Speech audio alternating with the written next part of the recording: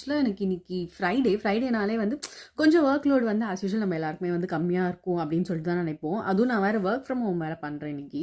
So work from home பண்ணாலே வந்து சரி ஏதாச்சும் வேலை கம்மியாக இருக்கும், ஒர்க் லோட் ரொம்ப பெருசாக இருக்காது, வீட்டு வேலையாச்சும் வந்து கம்மியாக இருக்கும் அப்படின்னு நம்ம நினச்சிட்டு தான் நம்ம வந்து ஒர்க் ஃப்ரம் ஹோம் பண்ணுவோம்.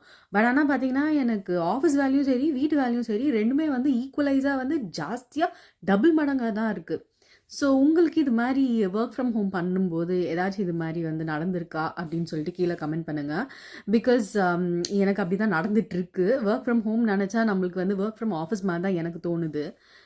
அது என்னமோ அப்படி தான் இருக்குது. என் மூஞ்ச பார்த்தாலே தெரியும் மீட்டிங்க்கு நான் உட்காரணும். ஸோ அதுக்காக தான் வந்து மேக்கப்லாம் போட்டு உட்காந்துருக்கேன். நீங்கள் நினைக்கலாம் வீட்டில் தானே இருக்கீங்க எதுக்கு மேக்கப் போடுறீங்க அப்படியே மீட்டிங் அட்டன் பண்ணலாமே அப்படின்னு சொல்லிட்டு. இல்லைங்க, மீட்டிங்கில் வந்து கண்டிப்பாக நாங்கள்லாம் வந்து வீடியோஸ் வந்து ஆன் பண்ணிட்டு தான் வந்து மீட்டிங் அட்டன் பண்ணுவோம். ஸோ அதனால தான் வந்து இந்த மேக்கப்லாம் போட்டிருக்கேன். பாருங்கள், இப்போ நான் ஆஃபீஸ் போகிற மாதிரி தான் இருக்கேன்.